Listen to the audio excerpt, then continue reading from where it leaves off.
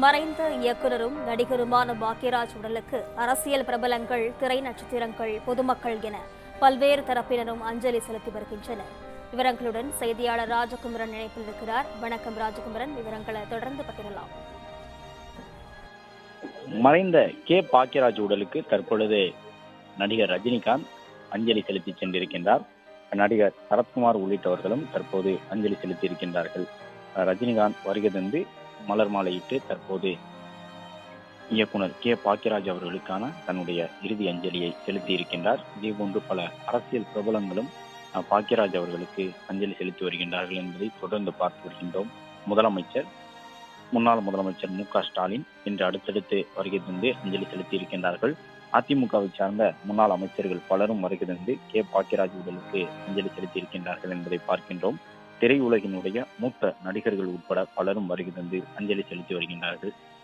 பாக்யராஜ் தமிழ் திரையுலகிற்கு ஆற்றியிருந்த பங்களிப்புகள், அவரோடு தங்களுக்கு இருந்த அந்த நெருக்கமான நட்பு உள்ளிட்டவற்றை எல்லாம் பலரும் பகிர்ந்து செல்கின்றார்கள். 2 நாட்களுக்கு முன்பாக கோவாவில் நடைபெற்ற திருமணத்திற்காக விமான பயணம் மேற்கொண்டவர் நேற்று இரவு முழுவதும் கூட எழுத்தாளர் சங்கத்திற்கான அந்த திரைப்பட எழுத்தாளர்களுக்கான சங்க பணிகளுக்காக பணிகளை மேற்கொண்டு வந்திருக்கின்றார். இந்த நிலையில்தான் இரவு தாமதமாக தூங்கி இன்று காலை வழக்கமான நேரத்தில் எழுந்து நடைபயிற்சிக்கு சென்ற நிலையிலே அவருக்கு மாரடைப்பு ஏற்பட்டிருக்கின்றது என்ற தகவல் வெளியாகி இருக்கின்றது. மேலும் அவரை உடனடியாக, அதாவது மயங்கிய நிலையிலேயே ஆம்புலன்ஸ் மூலமாக அருகில் இருக்கக்கூடிய அப்போலோ மருத்துவமனைக்கு அழைத்து சென்ற நிலையில் உயிர் பிரிந்திருக்கின்றது என்பதை மருத்துவர்கள் உறுதி செய்திருக்கின்றார்கள். திடீர் இழப்பாக 2-3 நாட்களுக்கு முன்பாக கூட திரையுலகின் பலரோடும் வழக்கமான அந்த உரையாடலில் இருந்து வந்த பாக்யராஜ் இன்றைக்கு திடீரென உயிரிழந்திருக்கின்றார் என்பது பலருக்கும் வருத்தம் தரக்கூடிய ஒன்றாக இருக்கின்றது. அவருடைய மகன் சாந்தனு உட்பட பலரையும் சந்தித்து வந்திருக்கக்கூடிய மூத்த நடிகர்கள் தங்களுடைய இறுதி அஞ்சலியை, ஆறுதலை தெரிவித்து செல்லக்கூடிய அந்த காட்சிகளை காணுகின்றோம். தொடர்ந்து அவருக்கு பலரும் வருகை தந்து அஞ்சலி செலுத்தி வருகின்றார்கள். நாளை பிற்பகலில் இறுதி அஞ்சலி நடைபெற்று இறுதிச் சடங்குகள் தொடங்கும் என்று எதிர்பார்க்கப்படுகின்றது.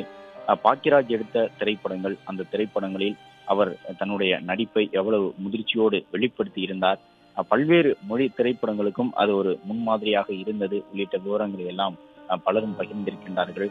திரைத்துறையில் மட்டுமல்லாமல் அரசியல் துறையிலும் நீண்ட காலம் இயங்கியவர் என்ற அடிப்படையிலே பல அரசியல் தலைவர்களும் வருகை தந்து அவருக்கு மரியாதை செலுத்தி இருக்கின்றார்கள். தன்னுடைய தனித்த பாணியிலான நடிப்பின் மூலமாக தமிழ் திரையுலகில் மிகப்பெரிய ரசிகர் பட்டாளத்தை பெற்றிருந்தவர் பாக்யராஜ் அவர்கள். எளிமையான கதாபாத்திரங்களை ஏற்று எளிமையான உடல் மொழியோடு தன்னுடைய நடன அசைவுகள் என்று ஒவ்வொன்றிலும் கூட தன்னுடைய நடிப்புக்கு, தன்னுடைய திரை வெளிப்பாட்டிற்கென்று தனித்த பாணியை உருவாக்கி கொண்டவர் பாக்யராஜ் என்பதை பலரும் நினைவு கூர்ந்திருக்கின்றார்கள். இளையராஜா உள்ளிட்ட இசையமைப்பாளர்கள் தொடர்ந்து அவருடைய திரைப்படத்திற்கு இசை அமைத்து கொடுத்த நிலையில் அதற்கான வாய்ப்பு இல்லாத பொழுது தாமே இசையமைப்பாளராக மாறியிருந்தார் என்பது உட்பட பாக்யராஜ் அவர்கள் பன்முக கலைஞனாக தமிழ் திரையுலகில் செயல்பட்டு வந்தவர் என்பதை எல்லாம் பார்த்தறிய முடிகின்றது. தன்னுடைய உதவி இயக்குனர் பணிக்காக அந்த 16 வயது நிலை திரைப்படத்திற்கு பாரதி ராஜாவிடமிருந்து அவர் வாங்கியிருந்தது 150 ரூபாய் சம்பளம் என்று சொல்வார்கள். அதுபோன்று 70கள் தொடங்கிய திரைத்துறையில் தொடர்ந்து செயல்பட்டு வந்தவர் பாக்யராஜ் அவர்கள். பாரதி ராஜாவால் இயக்குனராக இருந்து வந்த அந்த நிலையிலும் கூட பாரதி ராஜா மூலமாக நடிகராகவும் அறிமுகம் செய்து வைக்கப்பட்டவர் பாக்யராஜ் அவர்கள். கண்ணாடி மாட்டி கதாநாயகம் ஆக்கினேன் என்ற ஒரு தகவலை எப்பொழுதுமே பாக்யராஜை குறிப்பிட்டு பாரதி ராஜா அவர்கள் கூறுவார். தன்னுடைய குருவாக பாரதி ராஜாவை ஏற்றுக்கொண்டவர் என்ற நிலையிலும் கூட குருவை விஞ்சிய சீடனாக திரைக்கதை தொடர்பான அம்சங்களிலே சிறந்து விளங்கினார் பாக்யராஜ் என்பதுதான் அவருக்கான அடையாளமாக இன்றைக்கு தனித்துவம் பெற்று திகழ்கின்றது. எம்ஜிஆர் உள்ளிட்டவர்களோடு தனக்கு இருந்த நட்பு, எம்ஜிஆருக்கு பிறகாக பெண்களை அதிகம் கவரக்கூடிய தமிழ் திரையுலகினுடைய ஒரு நாயகனாக அவர் அந்த காலகட்டத்தில் பார்க்கப்பட்டது. 95 வரை பல வெற்றி திரைப்படங்களை தமிழ் திரையுலகில் தந்து கொண்டிருந்தது. அது மட்டுமல்லாமல் ஒரே ஆண்டில் கூட அடுத்தடுத்து 3 வெற்றி படங்களை கொடுத்தவர் என்பதாக அவர் தொடர்பாக பல்வேறு சாதனைகள் தமிழ் திரையுலகில் இருக்கின்றன. அவர் பெற்ற விருதுகள், அவருக்கு கிடைத்த நேர்மறையான விமர்சனங்கள் உள்ளிட்டவற்றுக்காகத்தான் இன்றைக்கு அவருக்கு அரசு மரியாதையுடன் உடல் அடக்கம் நடைபெறும் என்ற ஒரு தகவலை தமிழக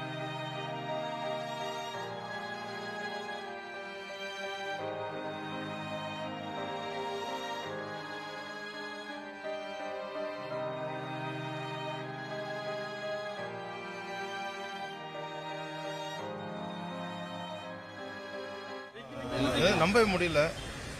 ரொம்ப மனசு ரொம்ப இப்போ கூட ஜனவரியில் வந்து அவருக்கு 50வது வருஷம் பாராட்டு விழா நாளாக சேர்ந்து நடத்தணும். அவருக்கு அந்த நிகழ்ச்சி ஃபுல்லாக நாங்கள் கலந்துக்கிட்டோம். கூடவே இருந்தோம் ஒரு வாரம். என்ன பிளான் பண்ணலாம், மியூசிக்கில் என்ன பண்ணலாம். அவ்வளோ மிக பெரிய டைரக்டர். ரொம்ப சகஜமாக பழவார் எல்லாருக்கிட்டையுமே. ரொம்ப ஈஸியாக அணுகுமுறை. இப்போ ரொம்ப கற்றுக்கிட்டேன் அந்த ஒரு வாரம் அவர் கூட இருக்கும்போது. அதுவும் அப்பா கூட ரொம்ப படங்கள் அவர் கூட ஒர்க் பண்ணியிருக்கேன்.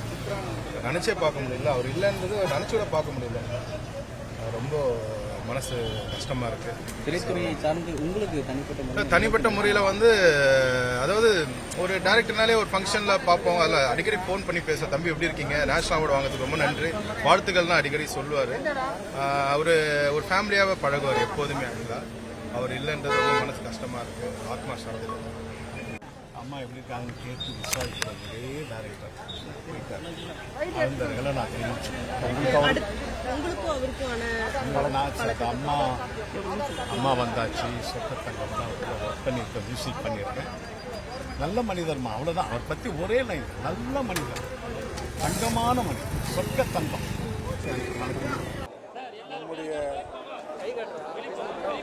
இயக்குனர் பாக்யராஜ் அவர்கள் மறைவு எல்லோருக்குமே ஒரு அதிர்ச்சியான செய்தி. 2 நாட்களாக சுந்தர்சி அவர்களுடைய மகள் திருமணத்தில், குஷ்பு அவர்களுடைய மகள் நிகழ்ச்சியில் எங்களோடு 2 நாட்கள் உடன் இருந்தார்கள். எழுத்தாளர்களுடைய நிகழ்ச்சி இருக்கிறது என்று அவர் மட்டும் வந்து அவருடைய துணைவியார் அங்கே இருந்தார்கள். புரட்சித் தலைவர் எம்ஜிஆர் அவர்களால் போற்றப்பட்ட ஒரு மிகப்பெரிய நடிகர், திரைக்கதை வசனத்தினுடைய மன்னர். அப்படிப்பட்ட ஒரு மாமனிதர் இந்த திரையுலகத்திற்கும் தமிழ்நாட்டுக்கும் தமிழக மக்களுக்கும் உலகத்தில் இருக்கின்ற அத்துணை தமிழர்களுக்கும் மிகப்பெரிய ஒரு பேரிழப்பாகும். அது அவருடைய தலைவர் பாரதி ராஜா அவர்கள் 10ஆம் தேதி சென்ற மாதம் காலமானார். இந்த மாதம் 10ஆம் தேதி இவர் காலமாகியிருக்கிறார். தன்னுடைய இயக்குனர் தனியாக இருக்கிறார் என்று பாக்யராஜ் அவர்கள் அவரோடு இணைந்து விட்டார்கள். நாங்கள் எங்கள் டாக்டர் எம்ஜிஆர் பல்கலைக்கழகத்திலே ஜனவரி மாதத்திலே இந்த ஆண்டு அவருக்கு டாக்டர் பட்டம் கொடுத்து கௌரவித்தோம். அதேபோல் 50வது ஆண்டு திரையுலகத்திற்கு வந்த விழாவை சிறப்பாக கொண்டாடினார்கள். இதையெல்லாம் அவருடைய மனதிற்கு தென்பட்டு காலன் அவரை கொண்டு சென்றிருக்கிறது. அவரது துணைவியாருக்கும் மகளுக்கும் என்னுடைய ஆழ்ந்த இரங்கலை புதிய நீதி கட்சி சார்பில் தெரிவித்துக் கொள்கிறேன். நன்றி, வணக்கம். பிளே ஸ்டோர் மற்றும் ஆப் ஸ்டோரில் இருந்து பாலிமர் செயலியை QR கோடு மூலம் பதிவிறக்கம் செய்யுங்கள். செய்திகளை உடனுக்குடன் பெறுங்கள்.